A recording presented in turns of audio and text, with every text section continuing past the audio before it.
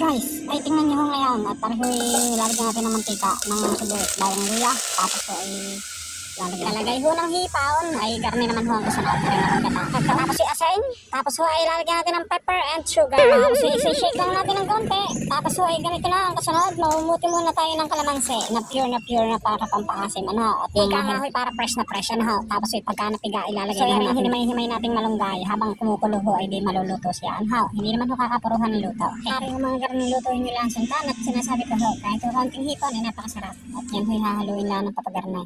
Yan ho ay medyo smooth lang ho ang pagkaluto ng malunggay. Ano ho? Tinuro pa ay kung mga follower ho din yung lagi nanonood, di alam ninyo mga diskarte ko sa malunggay. Ano ho? Kaya ba? Yan. Yan ay, tingnan nyo naman at talagang quality ang pagkakagata na rin. Ay, ang hipon hindi pwedeng matosta masyado. Kaya ho, garne, sandukan time. Ayan ho, ang ating ginataang malunggay. Ginataang hipon ho pala na may malunggay. Salamat po.